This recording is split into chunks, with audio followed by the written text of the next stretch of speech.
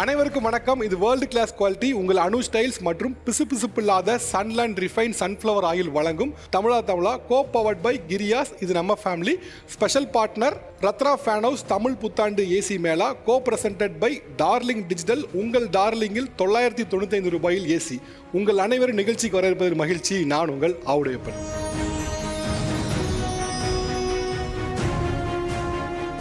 நம்ம தமிழ்நாட்டை பொறுத்த வரைக்கும், தமிழ் திருமணங்களை பொறுத்த வரைக்கும், திருமணங்கள் அப்படின்னா ஒரு எக்ஸைட்மெண்ட் தான். அப்படி நம்ம திருமணம் அப்படின்னு எடுத்துக்கிட்டோம்னா நமக்கு ஒரு டெம்ப்ளேட் இருக்குது. அதாவது திருமணம்னா இப்படி தான் இருக்கணும் அப்படின்னு பேசிக்காக டெம்ப்ளேட் அப்படிங்கிறத தாண்டி அதில் ஒரு சடங்குகளுக்கு ரொம்ப முக்கியத்துவம் இருக்குது.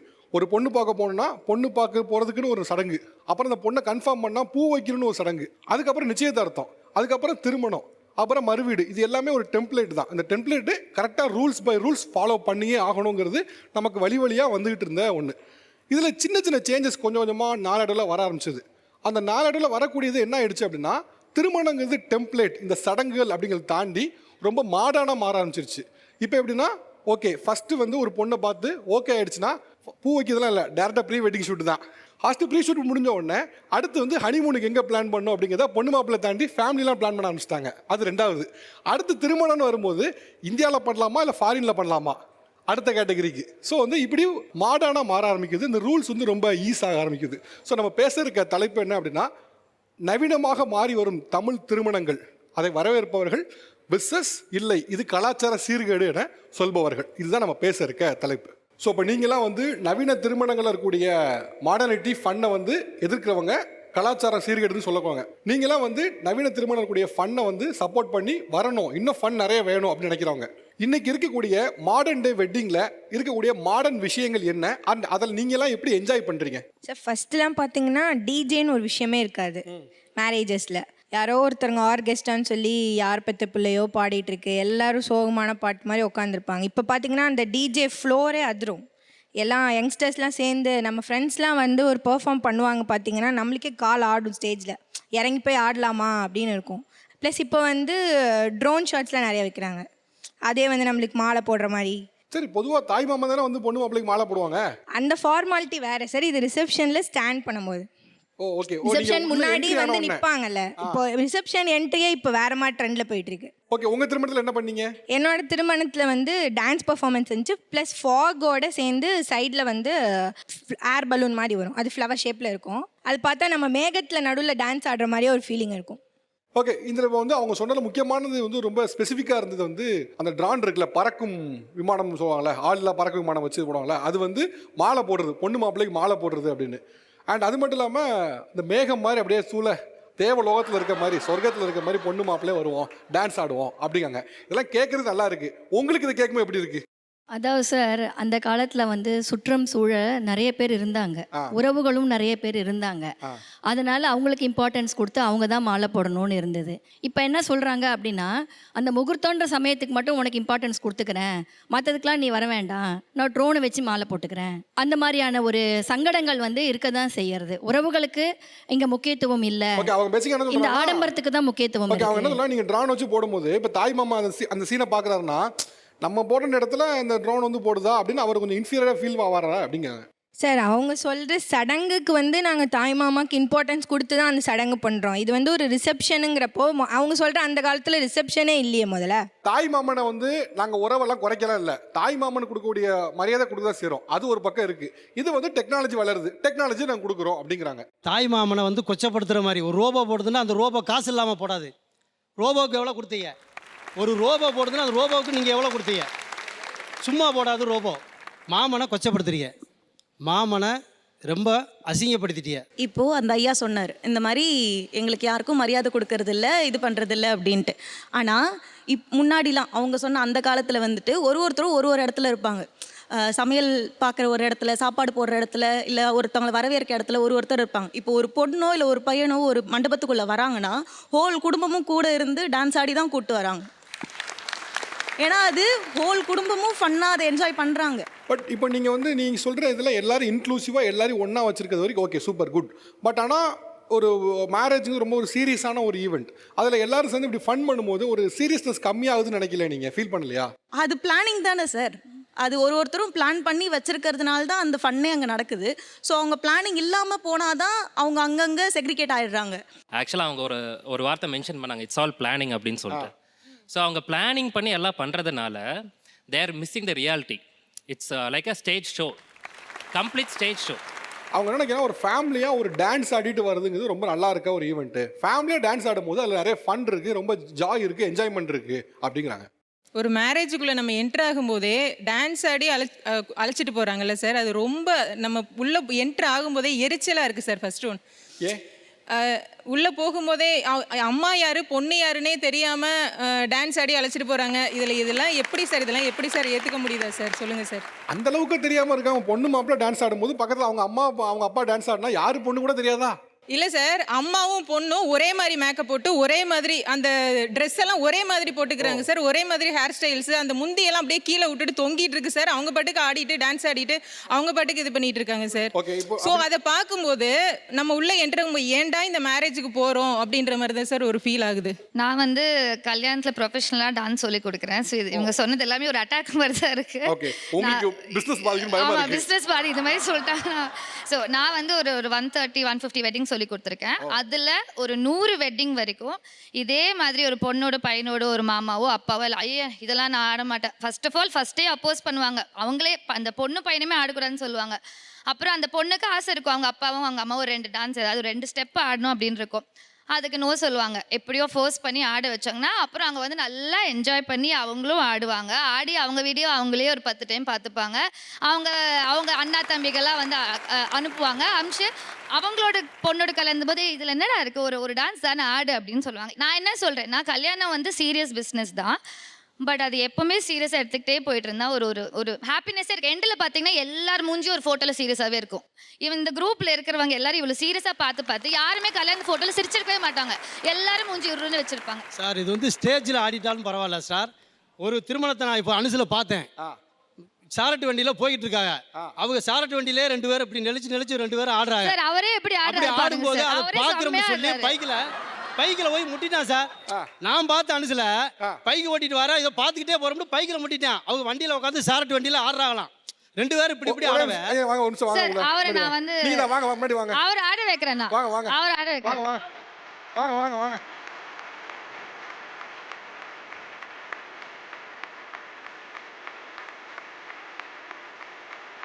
உட்காந்து பயங்கரமா டான்ஸ் ஆடுனீங்க. நின்று எப்படி டான்ஸ் ஆடுறீங்கன்னு பாத்துடலாம். ஓகே, இது ஆக்சுவலா என்ன செய்யலாம், அவங்க 2 பொண்ணு மாப்பிள்ள, இவங்க வந்து அவங்களோட தாய் மாப்பிள்ள. பாட்டு போடணும். இந்த போட்டுடலாம், பாட்டே போட்டுடலாம். பிராக்டிஸ் பண்ணி ரெடியா? ப்ளீஸ். நீ ரொம்ப அவங்களோட எதிர்பார்த்த சாரட்டு வண்டியில பாஸ் நீங்களும் தான். நீங்க எங்க ஓரம் பண்ணிக்கீங்க. ஆடுங்க, பொண்ணு மாப்பிள்ள சேர்ந்தா ஆடுங்க.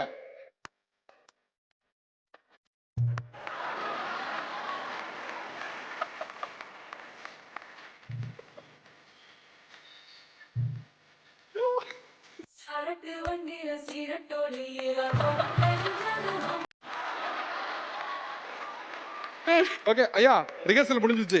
இப்ப பாட்டு போட சொல்றேன். இப்ப அவங்க ஆட மாட்டாங்க, நீங்க தான் ஆடுவீங்க. பாட்டை போடுங்கப்பா.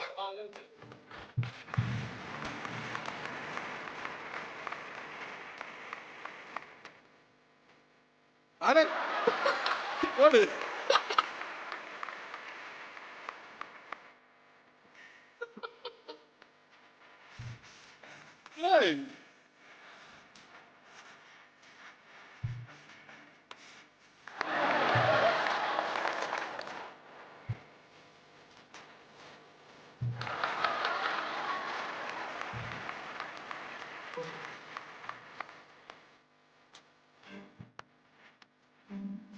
What?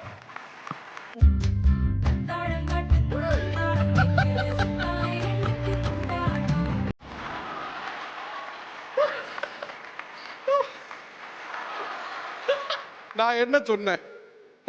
தாய் மாமா 100 மருமக சார். இப்போ இவர் ஆடினதை இங்க இருக்க எல்லாரும் கைத்தட்டி சிரிச்சாங்கல்ல, என்ஜாய் பண்ணாங்கல்ல, இதைத்தான் நாங்க வரவேற்கிறோம். நீங்க சொன்னது மாதிரி எல்லாருமே ஃபன் பண்ணாங்க, சிரிச்சாங்க, ஆல் ஓகே. பட் ஆனால் இது வந்து ஒரு ரியாலிட்டி ஷோ. ரியாலிட்டி ஷோவில் பண்ணுறது அவங்களுக்கு ஓகே. பட் அங்கே என்ன, ஒரு மேரேஜ் வந்து ஒரு சீரியஸாக இருக்க ஒரு ஈவெண்ட். அங்கே போய் இந்த மாதிரி டான்ஸ் ஆடுறது வைக்கிறதுலாம் வந்து நல்லா இருக்காது. இதுதான் problem. Reality show is fine. Sir reality ஷோவில் இத்தனை பேர் இவ்வளோ பேர் பார்ப்பாங்க, அப்போவே அவர் இவ்வளோ இதாக ஆடுறாருன்னா அப்போ அவர் கல்யாணத்தில் அது கண்டிப்பாக actually எனக்கு ஆடுவார். கேள்வி இருக்கு, கேட்போம். ஆக்சுவலாக உண்மையை சொல்லுங்களேன். சரி, இப்போ இவங்க ஆடினது யாருக்கெல்லாம் பிடிச்சிருந்துச்சு? சும்மா கை தூக்குங்க. டான்ஸ் ஆட யாருக்கெல்லாம் பிடிச்சிருந்துச்சு? கை தூக்குங்க, நல்லா கை தூக்குங்க. நல்லா சாப்பிட்டீங்க, கை தூக்குங்க. எல்லாருமே இருக்காங்க அதில். அப்பா, எல்லாரும் தான் பிடிச்சிருக்கு. இவங்க டான்ஸ் ஆடினதை பார்த்தீங்க. இப்போ உங்களுக்குமே கூட டான்ஸ் ஆடிருப்பீங்க உங்கள் திருமணத்தில், இல்லை ஆடணும் பிளான் வச்சுருப்பீங்க. இப்படி ஒரு திருமணத்தில் டான்ஸ் ஆடுறதுனால, இந்த மாதிரி ஃபன் ரீக்ரியேஷன் ஆக்டிவிட்டீஸ்னால உங்களுக்கு எவ்வளோ சந்தோஷம் தருது? இதனால் உங்களுக்கு எவ்வளோ மகிழ்ச்சி கிடைக்கிறது? சார் எங்கள் பையன் மேரேஜில் நானே டான்ஸ் ஆடினேன் சார். ஓ சூப்பர். எங்கள் பையன் மேரேஜில் நான் டான்ஸ் ஆடினேன் சார். அனைத்து எல்லாருமே சேர்ந்து என்ஜாய் பண்ணாங்க சார். என்ன பாட்டுலாம் போட்டீங்க? என்ன பாட்டுலாம் சார் போட்டாங்க? இப்போ வர லேட்டஸ்ட்டாக இப்போ வர பாட்டு தான் சார் டான்ஸ் ஆடினேன். அஜித் பாட்டு, விஜய் பாட்டு, இதில் தான் சார் அந்த டான்ஸ் ஆடினேன். எல்லாருமே ஆல்சோ எல்லாருமே வந்து இதில் என்ஜாய் பண்ணாங்க சார். இப்போ அவங்க டான்ஸ் பண்ணும்போது அந்த மேடம் saree கட்டிட்டு இருக்காங்க, அவங்க நல்லா என்ஜாய் பண்ணாங்க சார். அவங்களோட ஃபேஸில் வந்து 1000 லைட்ஸில் 10,000 லைட்ஸ் எரிஞ்சுது சார். டான்ஸ் ஆடும்போது பயங்கர சந்தோஷம் இருந்துச்சோ? நான் ரொம்ப டான்ஸ் ஆடினவன் சார் என் பொண்ணு கல்யாணத்துல. டான்ஸ் ஆடினீங்களா? குத்து பாட்டாக்க ஆடிட்டேன். அது 5 வருஷம் முன்னாடி. மாமிய என் சம்பந்தி மாமி என்ன பேசாத பேச்சு இல்லை, அறுத்து உப்பு வச்சுட்டாங்க. அவ்வளோதான். அது வந்து that had a different okay, impact. உங்களுக்கு மனசுல என்ன டான்ஸ் ஆடுறது பிடிச்சிருக்கா பிடிக்கலையா? இல்லை இப்போ வந்து இவங்க சொல்ற மாதிரியே ஆமா, நீ டைரக்டா பைனரியா பதில் சொல்லுங்க. உங்களுக்கு டான்ஸ் ஆனது பிடிச்சிருக்கா பிடிச்சிருக்கு. பிடிக்கலையா? அவ்வளவுதான் பாஸ், அவ்வளவுதான் மேட்ரு. பிடிச்சிருக்கு. அவ்வளவுதான் மேட்ரு. ஓகே, பின்விளைவு என்ன நடந்துச்சு அதை சொல்லுங்க. என்னன்னாக்கா அவங்க வந்து என்ன என் பொண்ணு கல்யாணத்தில் என் பொண்ணை வித்தியாசமாக பார்க்குறா. என்னென்னா இந்த அம்மாக்காரி இப்படி ஆடுறவ பொண்ணு நாளைக்கு எப்படி வருவோம், அந்த ஸ்டேஜ்லேயே அவளை வந்து ஜட்ஜ் பண்ணுறாங்க, விச் இஸ் நாட் கரெக்ட். நீங்க ஜாலியா இருந்தது உங்க பொண்ணு ஜட்ஜ் பண்ண வைக்குது. என் பொண்ணை வந்து தப்பாக ஜட்ஜ் பண்ணுறாங்க, அது கரெக்ட் இல்லைல்ல. அதுக்கு வருத்தத்தை கொடுத்தது சார் எனக்கு. அதனால தான் எனக்கு ஆக்சுவலி பிடிக்கும் அங்கே உட்கார, ஆனாலும் நான் இங்கே வந்து உட்காந்துருக்கேன். உங்க கல்யாணத்துல டான்ஸ் இருந்துச்சா? ஆமா, என்னோட கல்யாணத்துலயும் டான்ஸ் இருந்தது. எங்க குடும்பத்துக்குனே ஒரு பாட்டு இருக்கு சார். குடும்ப பாட்டா? பஞ்சு மிட்டாய் சேலை கட்டின்னு பாட்டு போட்டா போதும் சார், ஊர் அந்த மூல முடுக்கில் இருக்கிற எல்லாரும் ஓடி வந்து ஆட ஆரம்பிச்சிருவோம். ஸோ எங்களோட கல்யாணத்தில் அப்படி தான், அந்த பாட்டு போட்டாலே எல்லாரும் ஆடணும். எங்கள் உண்மை சொல்லணுன்னா என் பெரியம்மா அப்போ தான் ஒரு 1 வீக் முன்னாடி பாத்ரூமில் வலிக்கி விழுந்து இடுப்புலலாம் அடிபட்டு இருந்தது சார். ஆனால் பஞ்சு மிட்டாய் பாட்டு போட்டோன்னா அவங்களால உட்கார முடியல, எழுந்து எங்களுக்கு டஃப்பு கொடுத்து அவங்க செம்மையாக ஆடினாங்க. ஸோ நாங்கள் அதை எக்ஸ்பெக்ட் பண்ணவே இல்லை. குடும்ப பாட்டு வந்து பஞ்சு மிட்டாய் சேலை கட்டியா? பஞ்சு மிட்டாய் சேலை கட்டி அந்த பாட்டு போட்டாலே ஆக்சுவலி எல்லாம் ஒருத்தங்க காலும் நிற்காது, எல்லாரும் டான்ஸ் பண்ண ஆரம்பிச்சிருவாங்க. ரெடியா?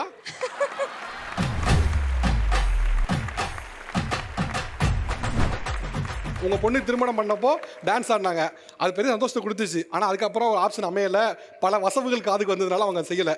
சரி, அதை வந்து ரீக்ரியேட் பண்ணி கொடுக்கலாமே நினச்சது மொமெண்ட், அதுக்காக தான் அது. பஞ்சு முட்டாய் சீலை கட்டி பட்டு வண்ணால் புக்க போட்டு பஞ்சு முட்டாய் சீலை கட்டி பட்டு வண்ணால் எல்லாத்தையும் மாத்தி மறந்து மாறி வந்து நெஞ்சு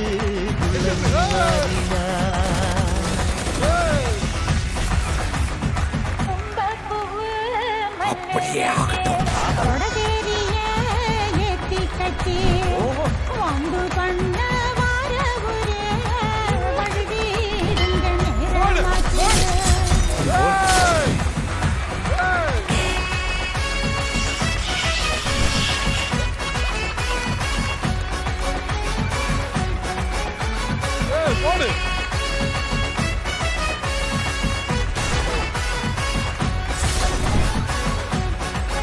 நன்றிப்பா, ரொம்ப நன்றிமா. எனக்கு தெரிஞ்சு இதுல இந்த மொமெண்ட்ல ரொம்ப ஹாப்பியா செரிஷ் பண்ணக்கூடிய மொமெண்ட் வந்து உங்களுக்கு தான் நினைக்கிறேன். எத்தனை வருஷம் ஆச்சுமா நீங்க டான்ஸ் ஆடி? 5 years. 5 வருஷம் ஆச்சு. 5 வருஷத்துக்கு மேல டான்ஸ் ஆடி அதனால பல வசவுகள்லாம் டான்ஸே ஆட வேண்டாம் நினைச்சவங்களுக்கு அதுக்கு பயம். ரைட், அது ஒரு பெரிய மொமெண்டா இருந்துரும் நினைக்கிறேன். Thank you so much sir. இந்த டான்ஸே பயங்கர வைபா இருந்தது. உங்களுடைய டான்ஸ் திருமணத்துல நீங்க ஆடின டான்ஸ் எவ்வளவு வைபா இருந்துச்சு, எவ்வளவு ஃபன்னா, எவ்வளவு என்ஜாய்மெண்டா இருந்துச்சு? திருமணம்ங்கும் போது சின்ன சின்ன மனஸ்தாபங்கள் அங்கங்கே வரும் இல்லையா? ஸோ அது அப்படியே விட்டுட்டு போயிட்டாங்கன்னா அதை வச்சுக்கிட்டே உட்காந்துருப்பாங்க வருஷ கணக்கில். அவன் அந்த இடத்துல என்ன அப்படி பேசினான், அந்த இடத்துல அவன் எனக்கு மரியாதை கொடுக்கல அப்படின்னு. ஆனால் இந்த மாதிரி ஒரு ஃபன் ஆக்டிவிட்டி ஏதாவது ஒன்று நடக்கும்போது அந்த யாரை வம்பக்கு இழுத்தாங்களோ யார் கூட சண்டை போட்டாங்களோ அவங்களையும் சேர்த்து இழுத்து வச்சு ஆடுவாங்க. இல்ல கேட்க நல்லா தான் இருக்கு. இப்ப கலாச்சார சீர்கேடுன்னு சொன்னா மீஸ் அண்ணாச்சிங்க ஆடுமோ நல்லா தான் இருக்கு. ஆனா அதே மாதிரி ஆடின அவங்க மாமியார் வந்து விடலையே, அவங்களோட சம்பந்தி சார் விடலையே. என்ன பண்ணாலும் 4 பேர் 4 விதமாக பேச தான் சார் செய்வாங்க. ஸோ நம்ம அவங்களுக்கு பிடிச்சிருக்குன்னு ஒரு சாரி அவங்க திருமணத்தில் கட்டியிருந்தாங்கன்னா கூட பாரு அம்மாவும் பொண்ணும் ஒரே மாதிரி கட்டியிருக்காங்க, அதுக்காக அவங்க கட்டாமல் விட்டாங்களா? இல்லை. ஸோ 4 பேர்த்துக்கு பிடிக்கும், 40 பேர் விமர்சிப்பாங்க. 4 பேர்த்துக்கு பிடிக்குதுன்றதுக்காகவும் நீங்கள் எதுவும் பண்ண வேணாம், 40 பேர் விமர்சிக்கிறாங்கன்னு நீங்கள் எதுவும் பண்ண வேணாம். உங்கள் மனசுக்கு ஆடணும்னு தோணுச்சுன்னா நீங்கள் ஆடுங்க, அவ்வளோதான். இவங்க வந்து மாடர்னில் நிறைய விஷயங்களை சொன்னாங்க, ரைட்? அந்த மாடர்ன் இதில் ரொம்ப இன்னைக்கு எல்லாரும் வந்து மாடர்னாக இருக்குன்னு சொல்லக்கூடியது இல்லை அதிகமாக விமர்சிக்கப்படக்கூடியது வந்து இந்த ப்ரீ வெட்டிங் ஃபோட்டோ ஷூட் அப்படிங்கிறது. ப்ரீ வெட்டிங் ஃபோட்டோ ஷூட்னால நடக்கக்கூடிய சீர்கேடுகள் என்ன, கலாச்சார சீர்கேடுகள் என்ன? சார் ப்ரீ வெட்டிங் ஷூட் பண்ணக்கூடாதுன்றது கிடையாது. பட் எங்களோட மேரேஜில் நாங்கள் ப்ரீ வெட்டிங் பண்ணலை. அதுக்கே என்னோட ஹஸ்பண்ட் வந்து ப்ரீ வெட்டிங் பண்ணியிருக்கலாம், இப்போ வரைக்குமே போஸ்ட் வெட்டிங் பண்ணது அவருக்கு சாட்டிஸ்ஃபேக்ஷன் கிடையாது, அப்போ பண்ணியிருக்கலாம். பட் அதை நான் ஒத்துக்கல. என்னை பொறுத்த வரைக்கும் இப்போ ஒரு கணவன் ஆகிறதுக்கு முன்னாடியே நம்ம எப்படி ஃபோட்டோ எடுக்க முடியும்? அது வந்து ஜென்ரலி எடுக்கிறது வேறு, அங்கே போயிட்டு ஒரு கம்ஃபர்ட்டாக எடுக்கணும். ஃபர்ஸ்ட் ஆஃப் ஆல் ப்ரீ வெட்டிங்னா எங்கள் அப்பா எங்கள் அம்மா எல்லாருக்கிட்டையும் நான் பெர்மிஷன் வாங்கி கூட்டிகிட்டு போயிட்டு எடுக்கிறது it's not good. Pre wedding photo shoot அப்படின்னு ஏன் பண்ணுறீங்க? திருமணத்துக்கு பின்னால் ஃபோட்டோ எடுக்கலாமே, ஏன் ப்ரீ வெட்டிங் ஃபோட்டோ ஷூட் அவசியமாக இருக்குது உங்களுக்கு? இதுதான் உங்கள் கேள்வி. பொண்ணு பார்த்துட்டு பையனுக்கு பிடிச்சிருக்கா பொண்ணுக்கு பிடிச்சிருக்கா வேணா தனியாக போய் பேசிட்டு வாங்க அப்படின்னு ஒரு கலாச்சாரம் இருந்தது. ஏன் அது மட்டும் அவங்களுக்கு சீர்கேடாக தெரில? அண்ட் இப்போ இருக்க ஜென்ரேஷனில் எல்லாருமே ஏன் ஃபோட்டோ எடுக்கிறாங்க அப்படின்னா, முன்னாடியே ஒரு பையனுக்கும் ஒரு பொண்ணுக்கும் ஒரு அண்டர்ஸ்டாண்டிங் வேணும். ஏன் கல்யாணத்துக்கு இப்போ அவங்க சொன்னாங்க எனக்கு கூச்சமாக இருக்குது அப்படின்னு. நீங்கள் ஹஸ்பண்டாக உங்களுக்கு நாளைக்கு கல்யாணம் ஆக போகுது அவங்களோட, ஏன் அவங்களோட ஒரு கூச்சமாக இருக்கணும்? ஃபோட்டோ எடுக்கலாம், நான் தப்புன்னு சொல்லலை. ஆஃப்டர் போஸ்ட் வெட்டிங் அவர் என்னை தூக்கி சுற்றுற மாதிரி நாங்கள் ஓடி வந்து தூக்குற மாதிரிலாம் ஃபோட்டோ எடுத்துடணும். அது எப்படி ப்ரீ வெட்டிங் என் ஹஸ்பண்ட்னாலுமே எனக்கு அது கல்யாணத்துக்கு முன்னாடி எப்படி மேடம் பண்ண முடியும்? அது வந்து தப்புன்னு நான் சொல்ல வரேன். இதெல்லாம் தேவையில்லாமல் வரும். நெக்ஸ்ட் நாங்கள் ஹனிமூன் போனோம், அந்த ஃபோட்டோஸ்லாம் போட்டோம், அது ஆஃப்டர் மேரேஜ். இதுவே நான் பிஃபோர் மேரேஜ் ஒரு பீச்சுக்கோ எங்கேயோ போயிட்டு ஷார்ட்ஸ் மாதிரியோ டிஷர்ட் மாதிரியோ அவர் கூட ஃபோட்டோ போஸ்ட் பண்ணியிருந்தேன்னா ரொம்ப கஷ்டம் கல்யாணம் நடக்கிறது. நடந்திருந்தாலும் ரொம்ப பேசியிருப்பாங்க, நம்ம எதுக்கு அதுக்கான இடத்த கொடுக்கணும்? நான் இப்போ ஒன்று கேட்குறேன், இங்கே இருக்க எல்லாருக்குமே ஒரே ஒரு கொஷின். உங்கள் மனசில் ஒரு ஆசை இருக்குது, ஆனால் இவன் எதாவது சொல்லிடுவான், அவன் எதாவது சொல்லிடுவான், ஐயோ எங்கள் மாமா எதாவது சொல்லிடுவாங்க அப்படின்னு தான் யோசிச்சு அதை தான் ரீசனாக சொல்கிறீங்க. ஆனால் இங்கே இருக்க ஒவ்வொருத்தரோட மனசுலையும் உங்களுக்கு ஒரு ஆசை இருக்குது. பண்ணாம இல்ல, நானும் அவரும் தாஜ்மஹால் போகும்போது ஜீன்ஸ் அவங்க பாயிண்ட் என்னன்னா, நீங்க பேசுவது கலாச்சார சீர்கேடு அப்படின்னு. ஆனா உங்களுக்குள்ள அந்த ஆசை இருக்கு, உங்களுக்குள்ள அந்த ஆசையை வச்சுக்கிட்டு யாரோ ஒருத்தவங்க சொல்றாங்க, நீங்க செய்ய மாட்டீங்க. ஆனா அதுக்கு ஏன் கலாச்சார சீர்கேடுன்னு சொல்றீங்கன்னு கேக்குறாங்க அவங்க. ஸோ அப்படி இல்லை மேடம், கான்ட்ரவர்சியா பேசுறதுக்கு நம்மளே ஏன் இடம் கொடுக்கணும்? தேவையில்லாத பேச்சுகள். அப்ப ரீசன் என்னன்னா, உங்களுக்கு பிடிச்சிருக்கு ஆனா சுத்தி இருக்க ஏதாவது சொல்லுவாங்கன்னு. அப்போ இங்க ரீசன், மூணாவது ரீசனான கலாச்சார சீர்கேடு இல்ல. கலாச்சாரமே பிடிச்சிட்டு இருக்கீங்கல்ல, ஒரு நம்மளோட ஆசையை தாண்டி அந்த கலாச்சாரம் தேவையா? ஃபோட்டோ ஷூட்டை பற்றி நிறைய விஷயங்கள் பேசினோம். Pre wedding photo shoot, post wedding photo shoot. அதில் நிறைய பேருக்கு வந்து அந்த ஃபோட்டோ ஷூட் பண்ணணும்னு ஆசை இருக்குது, கண்டிப்பாக ஆசை இருக்குதுன்னு நினைக்கிறாங்க. உங்களுக்குலாம் இல்லாட்டி கூட ஒரு சில பேருக்கு வந்து மனசில் ரொம்ப ஆர்வம் இருக்குது. அப்படி வந்து ஒரு ஃபோட்டோ ஷூட் அப்படிங்கிறத நீங்கள் பண்ணிங்கன்னா எப்படி இருக்கும் அப்படின்னு சொல்லி விஷுவலாக நாங்களாம் தெரிஞ்சுக்கணும்னு ஆசைப்பட்டோம். அதுக்காக நாங்களே கூட ஆட்களை தேர்ந்தெடுத்துட்டோம். நீங்கள் இங்கே இடத்துல ஒரு பையெல்லாம் வரப்போகிறதில்ல, மாப்பிள்ளெல்லாம் வரப்போகிறதில்ல, யாரும் பயப்பட வேண்டாம். ஜஸ்ட் ஒரு பொம்மை வரும், மேனிக்கின் வரும். சரி, அந்த பொம்மை கிட்ட நீங்கள் ஒரு ஃபோட்டோ ஷூட்டில் என்ன மாதிரி போசஸ்லாம் கொடுத்து ஃபோட்டோ ஷூட் பண்ண விரும்புகிறீங்க அப்படிங்கிறத பார்த்துடலாம். அப்படிங்கிறத அந்த எக்ஸ்பெரிமெண்ட். கரெக்டாக மனப்பண்ணு மாதிரி நகையெல்லாம் போட்டிருக்கீங்க, வாங்க வாங்க, கரெக்டாக இருப்பீங்க நீங்கள் தான்.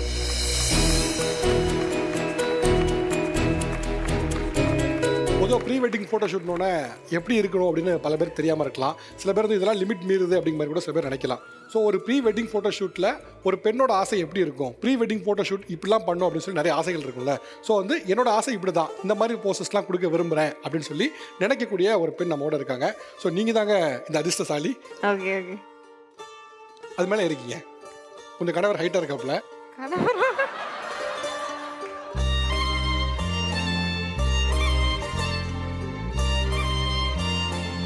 பாவம் எமோஷனே இல்லாமல் இருக்காப்புல.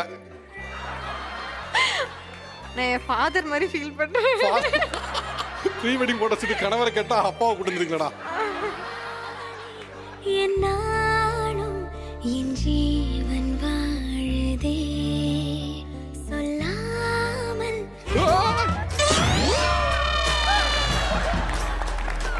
ப்ரீ வெட்டிங் போட்டோ ஷூட்ல கணவரை சாய்த்த மணப்பெண். Breaking news. டேய் பாவம்டா, என்னடா ஆச்சு?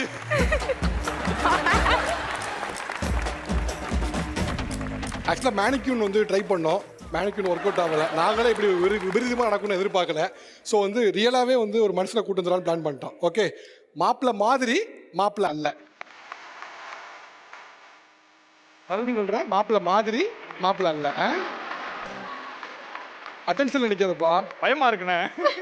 ஐயோ அண்ணா எனக்கு பயமா இருக்கு. ஆச் பூச் தக்காளி சோறு என்னடா கொண்டிருக்க?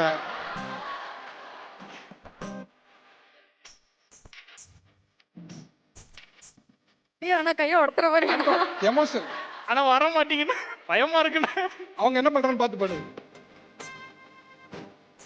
ஏத்தி பாக்குறீங்களா? ஐயோ அண்ணா சத்தி பட்டம் பட்டம். ஐயோ அண்ணா எனக்கு தெரியும். யாராவது போஸ் சொல்லி கொடுங்களேன் எங்களுக்கு. கப்பிள்ஸ் யாராவது போஸ் சொல்லி கொடுங்களேன் ப்ளீஸ். சூப்பர். ஐயோ அவங்க கம்பிள்ஸ் அவங்க பண்றாங்க. நீங்க உண்மையிலே ரியல் கப்பல். கப்பல். ஐயா ஐயா ஐயா அப்பா அம்மாலாம் வந்துருக்காங்க. ஏய் இது கோவமா?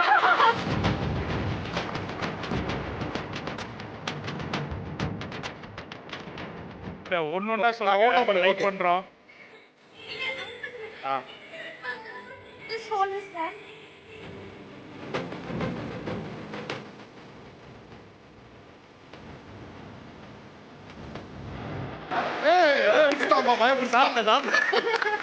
இன்னும் கிரியேட்டிவ் ஆயிட்டு. ஓகே, நெக்ஸ்ட் அடுத்த போஸ்.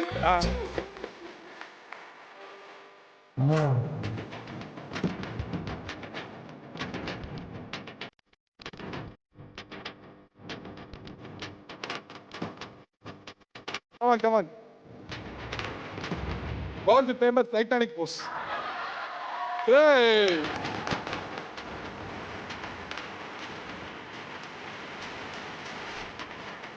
ஆண்டோ, தேங்க்யூ ஆண்டோ. ரொம்ப நன்றிண்ணா.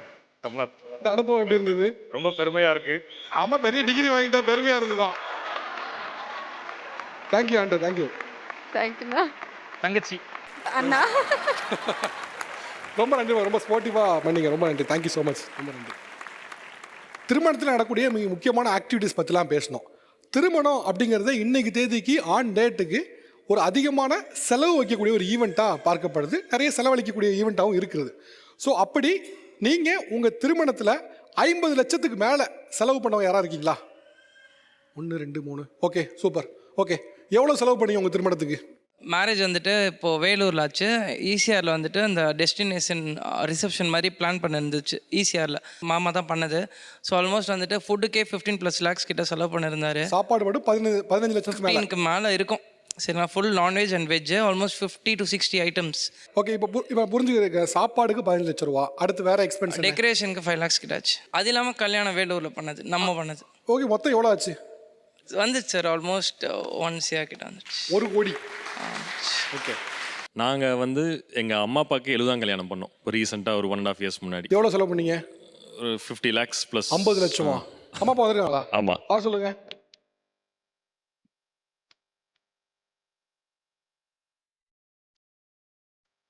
உங்களுடைய மகன் வந்து உங்களுக்கு 70 திருமணத்தை வந்து 50 லட்சத்துக்கு மேலே செலவு பண்ணி வச்சிருக்காங்க. இதை கேட்கும் போது பார்க்கும்போது உங்களுக்கு எப்படி இருந்துச்சு? அவங்க நான் மண்டபத்துக்குள்ளே போகிற வரைக்கும் எனக்கு என் பையன் எவ்வளோ செலவு பண்ணியிருக்கான்னு கண்டிப்பாக தெரியாதுங்க. நான் யாரோ ஒரு கல்யாணத்துக்கு போகிற மாதிரி தான் அப்படி பிரம்மாண்டமாக இருந்தது. ஒவ்வொன்றையும் ரசித்து நான் அப்படியே பிரமிச்சு போயிட்டேன். எனக்கா என் பையன் இப்படி பண்ணுறான்? ஐயோ, நான் அவனுக்கு கல்யாணமெல்லாம் சிம்பிளாக தான் பண்ணோம். அவங்களுக்கெல்லாம் நான் ஒன்றுமே பண்ணலை.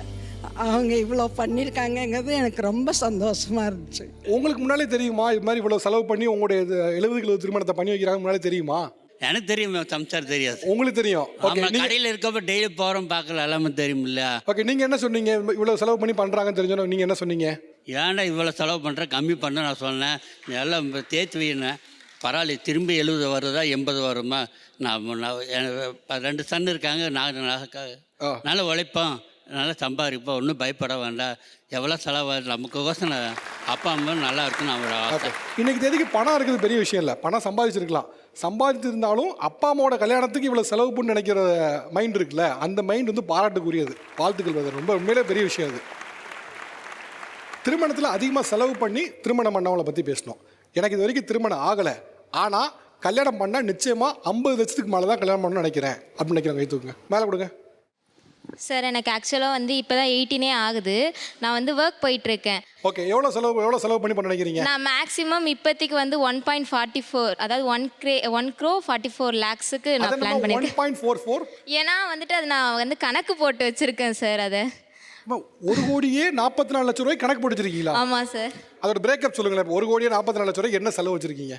நான் வந்துட்டு அதாவது அவுட் ஆஃப் கண்ட்ரி மேரேஜ் பண்ணணும்னு ஆசைப்படுறேன் சார். Destination wedding. எந்த நாடு அது? நான் பாரிஸ்ல பண்ணணும்னு ஆசைப்படுறேன். ஆமாம் சார். நல்ல இடம் தான். நான் இப்பயே வந்துட்டு துபாய் போகிற பிளானில் இருக்கேன் சார். துபாய் எதுக்குமா? வேலை பார்க்கறதுக்கு போகிறதுக்காக. ஸோ அங்கேருந்து நான் ஷிஃப்ட் ஆனால் கண்டிப்பாக நான் பாரிஸில் மேரேஜ் பண்ணுற நம்பிக்கை எனக்கு இருக்குது சார். ஆனால் 18 வயசில் இப்படி ஒரு கனவு, 1,44 லட்சம் ரூபாய்க்கு. சார் இது வந்துட்டு ரொம்ப நாள் கனவு சார். இதை யோசிச்சு வச்சிருக்குது. நான் 9th படிக்கும் போதுலேருந்து இந்த கணக்கு நான் போட்டு வச்சிருக்கேன் சார். இந்த 9th படிக்கும்போது 10th ஸ்டேட் ஃபர்ஸ்ட் வாங்கணும், 11th நல்ல மார்க் வாங்கணும், 12th நல்ல மார்க் வாங்கணும். படிக்கிறதுக்கு இன்ட்ரெஸ்ட் இல்லை, நாங்கள் ஏன் சார் இதெல்லாம் யோசிக்க போகிறோம்? வரலன்னா கூட நான் வந்து ஸ்போர்ட்ஸில் டிஸ்ட்ரிக்ட் வரணும், ஜோனல் வரணும்னு சொல்லி பார்த்துருக்கேன். எனக்கு படிப்பு வரல, அதனால கல்யாணத்துக்கு 1,44 லட்சம் ரூபாய் செலவு பண்ணணும். பார்த்தேன் சார், டான்ஸுக்கு ட்ரை பண்ணேன் சார், பாட்டு பாடணும் வந்தேன் சார். எதுவுமே எனக்கு செட் ஆகலை சார். நான் என்ன பண்ணுவேன், அட்லீஸ்ட் வேலை செய்யறதுக்கு எனக்கு நல்லா எல்லா டேலண்ட்டும் இருக்குது. சரி அதனால சரி வேலை செஞ்சு நல்ல ஒரு மாப்பிள்ளையாக பார்த்து வெளிநாடா செட்டில் ஆகலாம். ஆனால் உங்கள் ஃப்ராங்க்னஸ் எனக்கு பிடிச்சிருக்கு. படிக்க வரல, ஸ்போர்ட்ஸ் வரல, கல்யாணம் பண்ணுறதை 1,44 லட்சம் ரூபாய்க்கு பண்ண வேண்டாம் அப்படின்னு நினைக்கிற ஃப்ராங்க்னஸ் இருக்குது பாருங்க. உங்கள் உயரிய லட்சியம் வெற்றி பெற என்னோட மனதார வாழ்த்துக்கள். Thank you sir. பக்கத்தில் கொடுங்க, அங்கே கொடுங்க. கொடுங்க. நீங்கள் சொன்னதை பார்த்து அவங்க தயங்கிட்டாங்க. இவ்வளோ அளவுக்கு என்னால் சொல்ல முடியாது அப்படின்னு. இல்லை ஆக்சுவலி இந்த மாதிரி பிளான்லாம் எனக்கு எதுவுமே கிடையாது. நீங்கள் உங்கள் திருமணத்தை எவ்வளோ செலவில் பண்ண நினைக்கிறீங்க? எனக்கு வந்துட்டு 1 crore மேலேயே பண்ணணும்னு ஆசை. பிகாஸ் சொன்ன மாதிரி 1,44 லட்சத்தி இல்லை 1 crore மேலே அது எவ்வளோ வருதுன்னு நம்மளுக்கு தெரியாது. ஸோ 1 crore மேலே எனக்கு மேரேஜ் பண்ணணும்னு ஆசை. உங்களோட பிரேக்கப் பேர் சொல்லுங்கள். எவ்வளோட 1 கோடி ரூபாய்க்கு? எப்படி சொல்கிறது, ஜுவல்ஸ் எல்லாம் வந்துட்டு அவ்வளோ நான் எதிர்பார்க்க மாட்டேன். எனக்கு ஜுவல்ஸ் எல்லாம் இஷ்டம் இல்லை, இதெல்லாம் கூட எனக்கு அவ்வளோ இஷ்டம் கிடையாது. ஸோ ஜஸ்ட் டைமண்டில் மட்டும் இருந்தால் போதும். கேட்டியாப்பா? ஜஸ்ட் டைமண்ட் தான்ப்பா. ஆக்சுவலி எனக்கு மணியோட பற்றி எனக்கு அவ்வளோ தெரியாது. நான் 1 crore தெரியும். ஓகே, இப்போ இவங்க வந்து என்னோட திருமணத்தை இவ்வளோ லட்சங்களில் இவ்வளோ கோடியில் திருமணம் பண்ணேன், அல்லது பண்ணணும்னு ஆசை இருக்குன்னு சொன்னாங்க. நீங்கள் உங்கள் திருமணத்தை நான் இவ்வளோ சிம்பிளாக பண்ணிட்டேன், இல்லை இவ்வளோ எளிமையாக பண்ணிட்டேன் அப்படின்னா எவ்வளோ சொல்லுவீங்க? கை தூக்குங்களேன். கை தூக்க மைக் பாஸ் பண்ணுறேன். ஓகே சொல்லுங்கள். உங்கள் திருமணத்தை எவ்வளோ செலவில் பண்ணீங்க? எங்கள் மேரேஜ் வந்து மாங்கல்யத்தோடு சேர்த்து வெறும் 70,000 தான் சார் செலவுச்சு. எப்படி பண்ணீங்க? எங்கள் ரிலேட்டிவ்ஸ்க்கு எல்லாத்துக்கும் ட்ரெஸ்க்கு ஒரு 10,000 ரூபாய் கொடுத்துட்டோம் சார். ஓகே, அது முடிஞ்சு. எங்களுக்கும் சேர்த்து இவங்களுக்கு ஒரு 8,000 ரூபாய் சாரீ எடுத்தது. எங்களுக்கு பட்டு சிலை சேர்த்து ஒரு 15,000 ரூபா தான் சார் செலவாச்சு. ஃபுட்டுக்கு ஒரு 4,000 ரூபாய் செலவாச்சு. எவ்வளோ பேர் வந்தாங்க? 40 பேர் வந்தாங்க சார். அதிக பேர் நாங்கள் இன்வைட் பண்ணல. ஆனால் இன்வைட் பண்ணணும்னு எல்லாம் இருந்தது. சரி. ஆனால் இன்வைட் பண்ணல. இதுக்கு பத்திரிக்கையில் எதுவுமே அடிக்கல. ஏன் கல்யாணத்துக்கு 40 பேர் தான் கூப்பிட்டீங்க?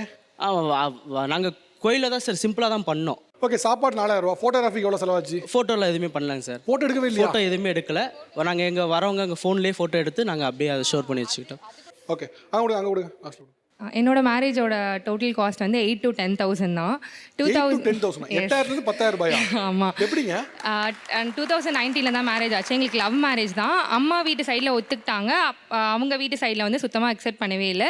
ஸோ நான் ஒரு நைட்டில் பிளான் பண்ணி 10 o'clock ஹஸ்பண்ட் கால் பண்ணி நாளைக்கு நமக்கு மேரேஜ் அப்படின்னு சொன்னேன். ஸோ ஈவினிங் ஒரு 6 to 10 ஃபோன் பண்ணி சொல்கிற மாதிரி நாளைக்கு கல்யாணம். அவங்க வந்து ரொம்ப ஷாக் ஆகிடுது. நாளைக்கு மேரேஜா அப்படின்னு. நீ வந்து ரெடியாக ஷேவ்லாம் பண்ணிவிட்டு நீ ரெடியாகிரு, நான் உனக்கு ட்ரெஸ் எல்லாமே நான் எடுத்துகிட்டு வந்துடுறேன். ஸோ நானே வந்து சாரீ பர்ச்சேஸ் பண்ண ஒரு அந்த கூரை புடவை சொல்லுவாங்கள்ல, அது வந்து some 1000 தான் ஆச்சு. அவருக்கு வந்து வேட்டி சட்டை அதெல்லாமே நாங்கள் வாங்கிட்டு மார்னிங் நான் அவங்க வீட்டுக்கு போயிட்டு, அவங்க வீட்டில் யாருக்குமே தெரியாது, அவங்க எல்லாருமே ஊரில் இருந்தாங்க. So kind of kidnap marriage தான் சொல்வேன் நான். ஸோ கீழே நான் பைக்கில் வெயிட் பண்ணிட்டு இருந்தேன். அவங்க வந்தாங்க. என்னை வந்து மேரேஜோட அந்த லுக்கில் பார்த்தோன்னே ரொம்பவே ஷாக் ஆகிட்டான். இங்கேருந்து கிளம்பு நம்ம போயிட்டு வடபணியில் போகணும். யாரையுமே இன்வைட் பண்ண ஒரு 4-5 பேருக்கு தான் சொன்னோம். பட் அவங்க ஃப்ரெண்ட்ஸ் எல்லார்கிட்டையுமே சொல்லி அங்கே ஒரு 20-25 25 பேர் வரைக்கும் அவ்வளோ பேர் வந்துட்டாங்க. நாங்கள் எக்ஸ்பெக்ட் பண்ணவே இல்லை. ஸோ ஃபுட்டு எதுவுமே அரேஞ்ச் பண்ணவே இல்லை. பட் வி ஹேவ் ஒரு சில அமௌண்ட் வச்சுட்டு இருந்தோம். ஸோ பக்கத்தில் ஹோட்டல் கூட்டிகிட்டு போயிட்டு தாலிலாம் கட்டி முடிச்சதுக்கப்புறம் ஹோட்டலில் கூப்பிட்டு போயிட்டு அவங்களுக்கு ஃபுட்லாம் கொடுத்துட்டு ஸோ நாங்கள் உண்மையாகவே ஹாப்பியாக தான் இருக்கோம். ஸோ நான் அதுக்கப்புறம் எங்கள் வீட்டில் எல்லாம் தெரிஞ்சதுக்கப்புறம் ரிசப்ஷன் பண்ணணும் அப்படின்ற ஒரு கன்க்ளூஷனில் இருந்தாங்க. ஸோ இது என்னோட ரிசப்ஷன் ட்ரெஸ் தான். இதோட காஸ்ட் வந்து எவ்வளோ இருக்கும்னு நினைக்கிறீங்க? 1200 அவ்வளோதான். ஸோ 3000 அல்ல அவ்வளோதான் ஆச்சு. அவரோட ட்ரெஸ்ஸுமே அவ்வளோதான் ஆச்சு. ஸோ ரொம்ப சிம்பிளாக ரிசப்ஷன் பண்ணோம். ஒரு 2 lakhs அந்த அமௌண்ட்டும் வந்து வந்த காசில் எடுத்துட்டோம். ஸோ வந்து அதில் எல்லாமே ஸோ ஃபுல்ஃபில் ஆயிடுச்சு. இது நான் ஏன் சொல்ல வரேன்னா, அவங்க சொல்லியிருந்தாங்க இந்த மாதிரி எனக்கு படிப்பு வரல, நான் வந்து காசு சம்பாரித்து நான் எனக்கு ஒர்க் தான் பண்ண வரும், ஸோ நான் அதில் ஃபோக்கஸ் பண்ணுறேன்ட்டு. நான் ஸ்கூல் படிக்கிறப்பையும் அந்த மாதிரி தான் சொன்னாங்க. நான் படிப்பு பாதிலே நிறுத்திட்டு தான் நான் கல்யாணம் பண்ணேன் ஃபினான்ஷியல் ப்ராப்ளம்னால. இன்றைக்கி நான் வந்து அக்குபஞ்சரில் மாஸ்டர்ஸ் பண்ணியிருக்கேன். ஸோ நான் அன்றைக்கி சீக்கிரமாக கல்யாணம் பண்ணதுனால தான் மேரேஜ் ஆகிட்டு பேபி வயிற்றில் இருக்கப்போ நான் படிக்க ஆரம்பித்தேன். இன்றைக்கி நான் வந்து மாஸ்டர்ஸ் அண்ட் அக்குபஞ்சர் முடிச்சிருக்கேன். அண்ட் அது மட்டும் இல்லாமல் we have own apartment. Reception பண்ணோம் ஓரளவுக்கு கிராண்டாக பண்ணோம். அப்பயும் வந்து ரிலேட்டிவ்ஸ் என்ன சொன்னாங்களா, இதெல்லாம் என்ன மேரேஜ், இது இந்த பொண்ணுலாம் என்ன பண்ண போகுது, லவ் மேரேஜ் பண்ணிச்சு, அவ்வளோதான், ஒரு குழந்தை பெற்றுரும், இன்னும் பேக் டு பேக் ஒரு குழந்தை பெற்றுரும், அப்படியே வீட்டுக்குள்ளே அடங்கி இருக்க போகுது அப்படின்னு சொன்னாங்க.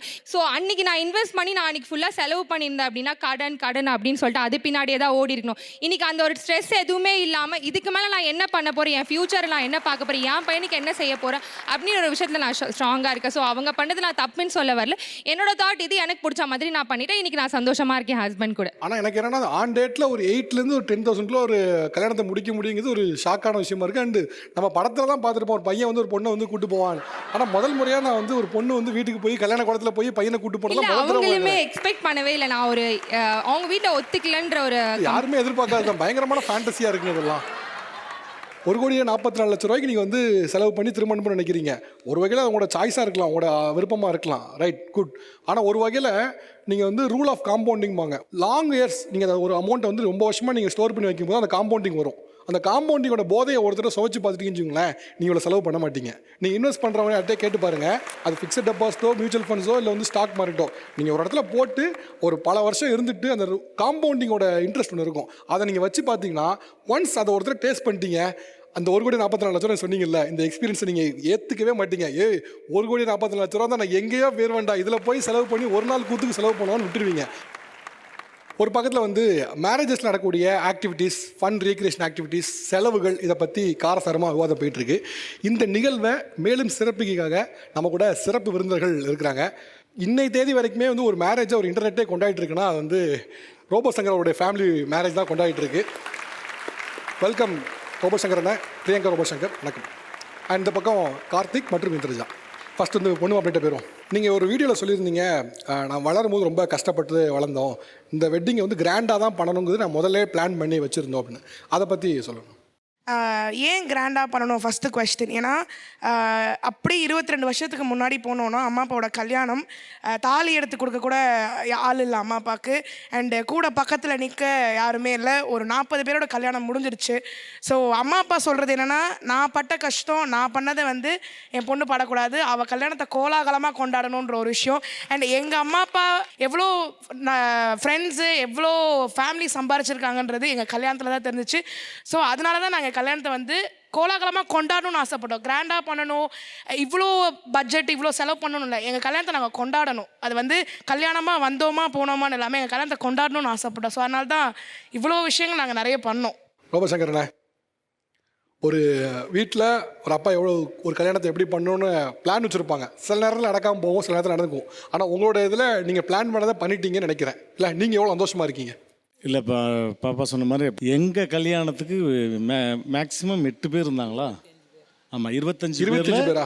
24 பேர் அவங்க சைடு, ஒரே ஒரு ஆள் தான் எங்கள் சைடு, அது நான் தான் மாப்பிள்ளை. ஏன்னா என் கல்யாணத்துக்கு எங்கள் அம்மா வரல, எங்கள் சொந்த பந்தம் யாருமே வரல, லவ் மேரேஜ். ஸோ அப்படி வந்து வடபழனி கோயிலில் 10க்கு 10 ரூமில் வச்சு தான் தாலி கட்டினது. நம்ம கல்யாணம் இப்படி நடந்துச்சு. பட் என் கல்யாணத்துக்கு ஏன் ஊரே மெச்சு போகிற அளவுக்கு பண்ணக்கூடாது அப்படின்றதுக்காக பண்ணது தான் இது. அதை விட இந்தாம்மா உடனே தாம்மா தேடிக்கு தெரிஞ்சேன். ஏம்மா, ஸ்கூலுக்கு போனோமா, படித்தோமா, 4 மார்க் வாங்கினோமா, ஒரு காலேஜுக்கு போனோமா, பெற்றவங்களுக்கு பேர் சம்பாரித்து கொடுத்தோமா இல்லாமல் சின்ன வயசுலேயே வந்து பாரிஸில் கல்யாணம், துபாயில் ரிசப்ஷனு. பெற்றவங்க டவுசர் கிளியிறது உனக்கு அப்போ தெரியும். எல்லாருக்கும் ஒரு ஆசை இருக்கும்ல சார், சின்ன வயசுலேருந்து நான் கஷ்டப்பட்டேன் சார், அதனால இப்போ ஆசை. இல்லை அவர் கேட்டார்ல, அதுக்கு நீ இன்னொன்று சொல்லியிருக்கலாம். அதே மாதிரி நானும் ஸ்கூலில் படிக்கணும், நல்ல மார்க் வாங்கணும், அதுவும் எனக்கு ஆசையாக இருக்குன்னு சொல்லியிருந்தா உன்னை நான் ஆசை ஏற்றுக்கிட்டு இருந்தது இருப்பேன். நடக்கலையே சார். ஆசை இருந்தது சார், படிக்கலான்னு ரொம்ப ஒரு வெறியாக இருந்தேன், ஆனால் நடக்கலை சார், மார்க் கம்மியாக வந்துருச்சு சார். பக்கத்தில் அதை நம்ம டைமண்ட் உனக்கு உன் கல்யாண வீட்டில் டைமண்ட் பாபுவை கொண்டாந்து இறக்குறப்பா, அவர் பார்த்துக்குவார் பாரு எல்லா வேலையும். But sister, to be frank, என்னன்னா இப்போ நம்ம இவ்வளோ யோசிச்சுறோம். ஏன்னா உங்களை மாதிரி தான் நான் பயங்கரமாக பிளான் போட்டேன், இது அப்படி இருக்கணும், இது இப்படி இருக்கணும். பட் அட் லாஸ்ட் நம்ம அந்த வெட்டிங்குன்னு ஒரு பிளான் எடுத்து வச்சோன்னா அது யோசிக்கிற விஷயமே டிஃப்ரெண்ட். ஏன்னா நாங்கள் இப்போ தான் கல்யாணம் முடிச்சுட்டு உட்காந்துருக்கோம்.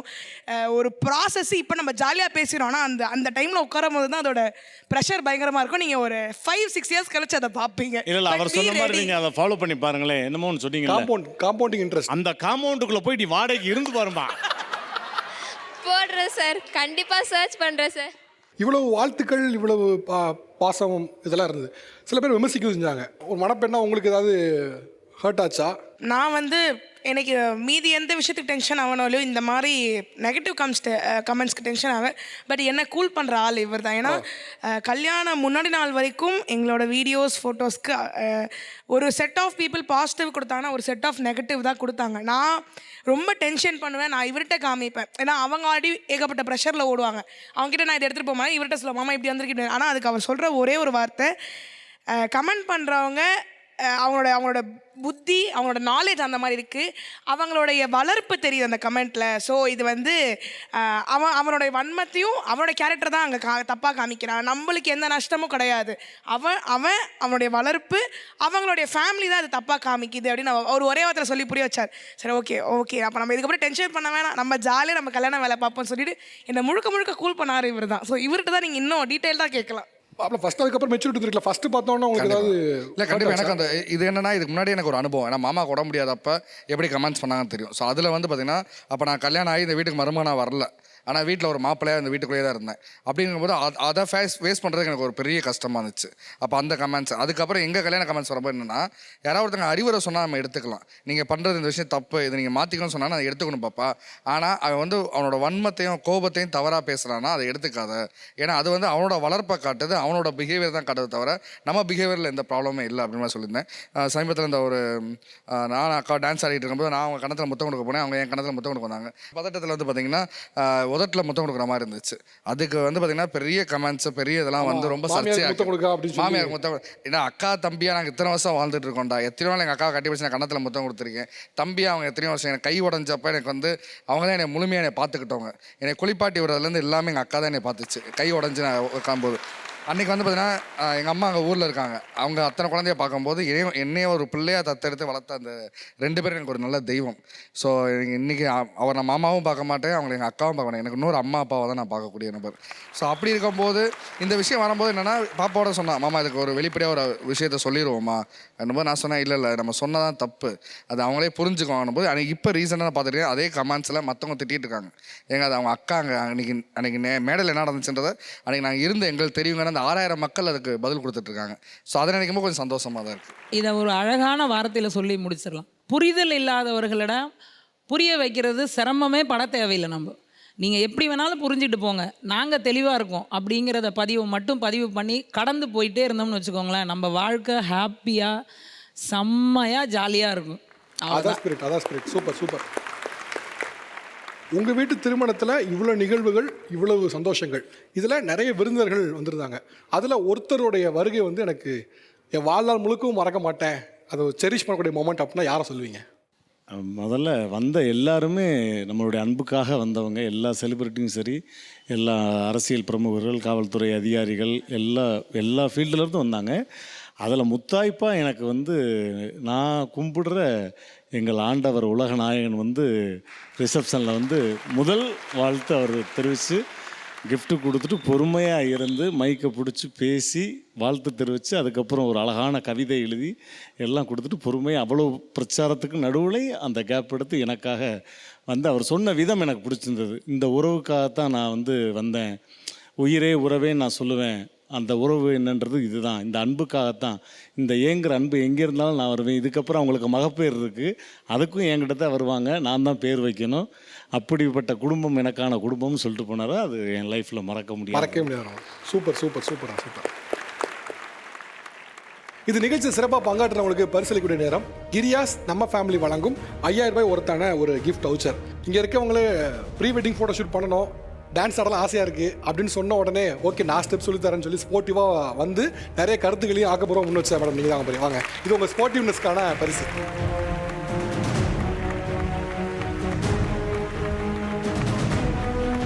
ஆக்சுவலாக வந்து நிகழ்ச்சியில் நிறைவு போதில் 2 பாயிண்ட் தான் எனக்கு சொல்லணும்னு தோணுச்சு. நீங்கள் கலாச்சாரம்னு வைப்பீங்கன்னா இதோட வரையறைன்னு ஒன்று இருக்கணும். அதாவது 1980 இதுக்கப்புறம் இருக்கக்கூடியதெல்லாம் என்னோட கலாச்சாரம், இல்லை 1990 இல்லை அதுக்கு முன்னாடி இருந்ததெல்லாம் என்னோட கலாச்சாரம்னு. அப்படி நம்ம கட் ஆஃப் டேட்டுன்னு எதுவுமே கிடையாது. ஏதாவது கட் ஆஃப் டேட் வச்சு தான் அது வந்து கலாச்சாரம் எடுக்கணும். நீங்கள் ரொம்ப பின்னால் போனீங்கன்னா அன்னைக்கு பண்ணுற மாதிரி இன்றைக்கி பண்ணுவோம்னா பண்ண மாட்டோம். ரொம்ப சிம்பிளாக எடுத்துக்கங்களேன். தாலி எடுத்துக்கங்க. அன்றைக்கி மஞ்சள் கயிற்றுல கொடுத்தாங்க, மஞ்சளில் போட்டாங்க. இன்றைக்கி நம்ம எல்லோரும் மஞ்சள் கயிற்றுலையும் மஞ்சள்லையும் போடுறோம் இல்லை தானே? ஸ்டார்டிங்கில் பண்ணுவோம், அதுக்கப்புறம் தாலி மாற்றிடுறோம் தானே. அப்போ அங்கேயும் உங்கள் கலாச்சாரம் அடிபட்டு போதே. அப்போ கலாச்சாரங்கிறது என்னன்னா ஒரு ஃபிக்ஸட் பாயிண்ட்டே கிடையாது, மாறிக்கிட்டே இருக்கும். அண்ட் அகைன் நீங்களுமே கூட இவங்க சொல்கிற கலாச்சாரம்னு சொல்கிறதுனால நீங்கள் அவங்கள ஏதாவது வந்து ஒரு ஓல்டு ஸ்கூல், இவங்களாம் வந்து பழமைவாதிங்க அப்படின்னு நினைக்க வேண்டிய அவசியம் இல்லை. அதே மாதிரி இவங்க ட்ரெடிஷனை ஃபாலோ பண்ணுறதுனால இவங்க வந்து பின்னால் போயிட்டாங்கன்னு அர்த்தம் கிடையாது. சில ட்ரெடிஷனை ஃபாலோ பண்ணுறது மூலமாக தான் நீங்கள் யூனிக்காக இருக்க முடியும். நீங்கள் எல்லாத்துலேயுமே மாடர்னைசேஷன் கொண்டு வரேன்னு சொல்லி கொண்டு வரும்போது மொத்த ட்ரெடிஷன் உங்கள்கிட்ட விலகி போயிடும். இன்னொரு விஷயம் என்ன, நீங்கள் மாடர்ன் வச்ச உடனே ஏதோ எக்ஸ்பென்சிவாக பயங்கரமாக செலவு பண்ணுறது தான் மாடர்ன் நினைக்கிறீங்க. ஆக்சுவலாக உண்மையிலே மாடர்ன் அப்படிங்கிறதுனா மாடர்னாக திங்க் பண்ணுறது, மாடர்னாக செலவு பண்ணுறது இல்லை. ஒரு சர்வே சொல்லுது இந்தியாவில் வெட்டிங்ஸில் வந்து அதிகமாக ஃபுட்டுக்கு செலவு பண்ணுறாங்களே அது வேஸ்ட்டாக போகுதுங்கிறாங்க. நீங்கள் வரக்கூடியவங்களுக்கு சாப்பாடு கொடுக்குறீங்கள 50 வெரைட்டி 60 வெரைட்டின்னு, அதில் அவங்க பாதி சாப்பிட்டு பாதி சாப்பிட முடியாமல் தட்டில் வைக்கிறாங்க. அந்த தட்டில் இருக்க பூரா வேஸ்ட்டு பூரா கீழே விழுது. அப்படி நிறைய கிலோஸ் வந்து வேஸ்ட் ஆகுது அப்படின்னு சொல்லி ஒரு சர்வே சொல்லுது. ஓகே, இந்த சாப்பாடு வேஸ்ட்டை எப்படி கட் பண்ணுறது, அதில் என்ன மாடர்ன் கொண்டு வர முடியும் அப்படின்னு யோசிச்சிங்கன்னா நீங்கள் உண்மையிலே மாடர்ன். அதை தாண்டி நான் மாடர்னாக இருக்கேன், நான் கோடிகளில் தான் செலவு பண்ணுவேன்னு நினச்சி ஒரு பண்ணுறதுங்கிறது இட்ஸ் நாட் மாடர்ன். ஓகே, இதுதான் சொல்ல நினச்சேன். Thank you so much. இந்த நிகழ்வில் வந்து பார்ட்டிசிபெண்ட்டாகவும் சரி கெஸ்ட்டாகவும் சரி உங்கள் கருத்துக்கு பகிர்ந்ததுக்கு ரொம்ப நன்றி. தேங்க்யூ, ரொம்ப நன்றி. இது வேர்ல்டு கிளாஸ் குவாலிட்டி உங்கள் அணு ஸ்டைல்ஸ் மற்றும் பிசுபிசுப்பு இல்லாத சன்லேண்ட் ரிஃபைன் சன்ஃப்ளவர் ஆயில் வழங்கும் தமிழா கோ பவர்ட் பை கிரியாஸ். இது நம்ம family. Special partner Ratna Fan House, Tamil புத்தாண்டு AC mela, co presented by Darling Digital. உங்கள் டார்லிங்கில் 995 ரூபாயில் ஏசி. மற்றும் ஒரு நிகழ்ச்சி சந்திக்கிறேன். நன்றி, வணக்கம்.